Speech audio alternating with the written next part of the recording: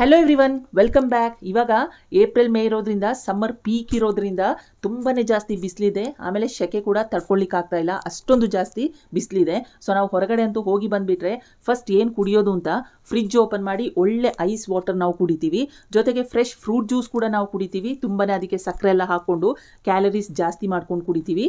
ನಾನಿವತ್ತು ಶೇರ್ ಮಾಡ್ತಾ ಇರೋದು ವೆರಿ ಸಿಂಪಲ್ ಆಗಿರುವಂಥ ಒಂದು ಹೆಲ್ದಿ ಡ್ರಿಂಕ್. ಎಲ್ಲರ ಮನೇಲಿ ಕೂಡ ಈ ಇಂಗ್ರೀಡಿಯೆಂಟ್ ಇರ್ತದೆ. ತುಂಬ ಕಷ್ಟ ಆಗಿ ತುಂಬ ಇಂಗ್ರೀಡಿಯೆಂಟ್ಸ್ ಎಲ್ಲ ಹಾಕ್ಕೊಂಡು ಮಾಡ್ಕೊಳ್ಳುವಂಥ ಒಂದು ಡ್ರಿಂಕ್ ಅಲ್ಲ. ಲೆಸ್ ಕ್ಯಾಲರಿ, ಆಮೇಲೆ ಹೈ ಇನ್ ಡಯಟ್ರಿ ಫೈಬರ್, ಜೊತೆಗೆ ಏನು ಅಂತ ಹೇಳಿದರೆ ಎಲ್ಲರೂ ಇದನ್ನ ಕನ್ಸ್ಯೂಮ್ ಮಾಡ್ಬೋದು. ಬಿ ಪಿ ಇರುವವರು, ಶುಗರ್ ಇರುವವರು ಎಲ್ಲರಿಗೂ ಕೂಡ ಇದು ತುಂಬಾ ಎಫೆಕ್ಟಿವ್ ಆಗಿರ್ತದೆ. ಸೊ ಯೂಶ್ವಲಿ ಇದನ್ನ ನಾವು ರೊಟ್ಟಿ, ದೋಸೆ ಈ ಥರ ಎಲ್ಲ ಮಾಡ್ಕೊಂಡು ಮನೇಲಿ ಮಾಡ್ಕೊಳ್ತೀವಿ. But this is best for ಸಮ್ಮರಲ್ಲಿ ಈ ಥರ ಡ್ರಿಂಕ್ ಮಾಡಿ ಕುಡ್ಕೊಂಡ್ರೆ ಎಲ್ಲ ನಮ್ಮ ಎಕ್ಸೆಸಿವ್ ಬಾಡಿ ಹೀಟ್ ಏನಿದೆ ಎಲ್ಲ ಬ್ಯಾಲೆನ್ಸ್ ಆಗ್ತದೆ. ಸೊ ಈ ಹೆಲ್ದಿ ಡ್ರಿಂಕ್ ನಿಮ್ಮ ಜೊತೆ ಶೇರ್ ಮಾಡ್ತಾ ಇದ್ದೀನಿ. ಸೊ ನಿಮಗೆ ಇಷ್ಟ ಆದಲ್ಲಿ ಲೈಕ್ ಮತ್ತು ಚಾನಲ್ ಸಬ್ಸ್ಕ್ರೈಬ್ ಮಾಡೋದನ್ನ ಮರಿಬೇಡಿ. ಜೊತೆಗೆ ನಿಮ್ಮ ಫ್ರೆಂಡ್ಸ್ ಗ್ರೂಪಲ್ಲಿ ಕೂಡ ಶೇರ್ ಮಾಡಿ. So let's get started making this healthy drink. ಇದಕ್ಕೆ ನಾನು 1 ಕಪ್ಪಷ್ಟು ರಾಗಿ ತಗೊಂಡಿದ್ದೀನಿ, ಫಿಂಗರ್ ಮಿಲ್ಲೆಟ್. ಅರ್ಧ ಕಪ್ಪಷ್ಟು ಬೆಲ್ಲ ತಗೊಂಡಿದ್ದೀನಿ. ಇದನ್ನ ನಾನಿವಾಗ ಮೀಡಿಯಮ್ ಫ್ಲೇಮಲ್ಲಿ ರೋಸ್ಟ್ ಮಾಡ್ಕೊಳ್ತಾ ಇದ್ದೀನಿ. ಒಳ್ಳೆ ಒಂದು ಅರೋಮಾ ಬರುವವರೆಗೆ ನಾವು ಇದನ್ನ ರೋಸ್ಟ್ ಮಾಡ್ಕೊಳ್ಬೇಕು. ಫ್ಲೇಮ್ ಮಾತ್ರ ಹೈ ಮಾಡಬೇಡಿ, ಮೀಡಿಯಮ್ ಫ್ಲೇಮಲ್ಲೇ ಇದನ್ನ ನಾವು ಹುರಿದು ತಗೊಳ್ಬೇಕು.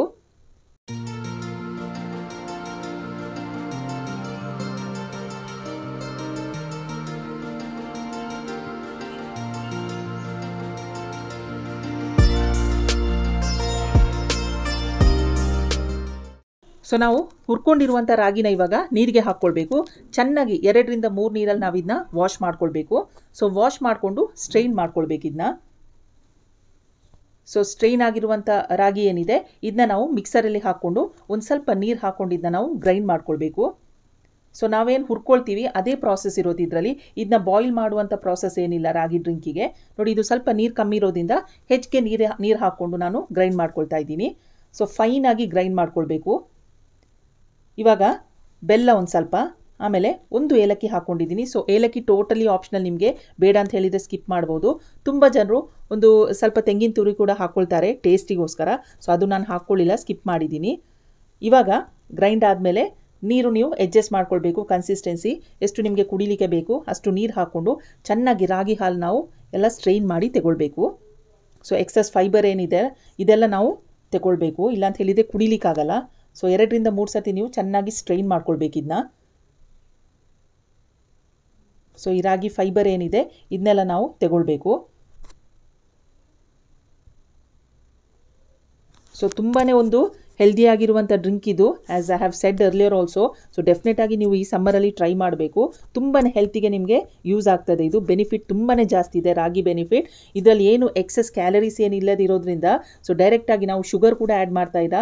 ಸೊ ಜಾಗ್ರಿಯಲ್ಲಿ ತುಂಬಾ ಕಮ್ಮಿ ಕ್ಯಾಲರೀಸ್ ಇರೋದ್ರಿಂದ you can enjoy this drink. ಏನೋ ಒಂದು ಸೈಡ್ ಎಫೆಕ್ಟ್ಸ್ ಇಲ್ಲದೆ ತುಂಬಾ ನೀವು ಖುಷಿಯಾಗಿದ್ದು ಸಮ್ಮರ್ ಡ್ರಿಂಕ್ ನೀವು ಎಂಜಾಯ್ ಮಾಡ್ಬೋದು. ನೋಡಿ, ನಾನು ಸೆಕೆಂಡ್ ಟೈಮ್ ಸ್ಟ್ರೈನ್ ಮಾಡ್ಕೊಳ್ತಾ ಇದ್ದೀನಿ, ಎಕ್ಸೆಸ್ ಏನಾದರೂ ಫೈಬರ್ ಇದ್ದರೆ ಹೋಗಲಿ ಅಂತ.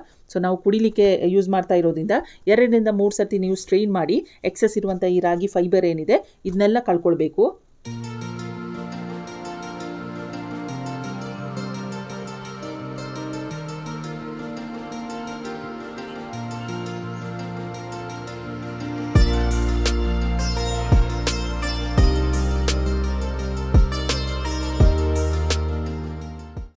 ಸೊ ಕಂಪ್ಲೀಟಾಗಿ ಸ್ಟ್ರೈನ್ ಮಾಡ್ಕೊಂಡಿದ್ದೀನಿ. 1 ಕಪ್ಪಷ್ಟು ನಾನು ಹಾಲು ಹಾಕ್ಕೊಳ್ತಾ ಇದ್ದೀನಿ. ಹಾಲು ಕೂಡ ಟೋಟಲಿ ಆಪ್ಷನಲ್, ನಿಮಗೆ ಬೇಕು ಅಂತ ಹೇಳಿದರೆ ಎಕ್ಸ್ಟ್ರಾ ಒಂದು ರಿಚ್ನೆಸ್ಗೆ ನಾನು ಹಾಕ್ಕೊಂಡಿದ್ದೀನಿ. ಹಾಲು ಕೂಡ ತುಂಬ ಒಳ್ಳೆಯದೇ ಕುಡಿದ್ರೆ, ಸೊ ಏನು ತೊಂದರೆ ಇಲ್ಲ. ಬೇಡ ಅಂತ ಹೇಳಿದರೆ ಸ್ಕಿಪ್ ಮಾಡ್ಕೊಳ್ಬೋದು. ನೋಡಿ, ಇದನ್ನ ಚೆನ್ನಾಗಿ ಮಿಕ್ಸ್ ಮಾಡಿಕೊಂಡು ನಾನು ಕಪ್ಪಲ್ಲಿ ಸರ್ವ್ ಮಾಡ್ತಾ ಇದ್ದೀನಿ. ಸೊ ಡಿಲೀಷಿಯಸ್ ಆಗಿರುವಂಥ ನಮ್ಮ ರಾಗಿ drink, very easy to make ragi drink ready ಆಗಿದೆ. ಸೊ ಎಲ್ಲರೂ ಸಮ್ಮರಲ್ಲಿ ಈ ರೆಸಿಪಿ ಟ್ರೈ ಮಾಡಿ, ಎಂಜಾಯ್ ಮಾಡಿ. And if you are new to my channel, don't forget to subscribe and hit the bell icon also for notification of new posts. Thank you so much for watching Cookbook Eats and Vlogs.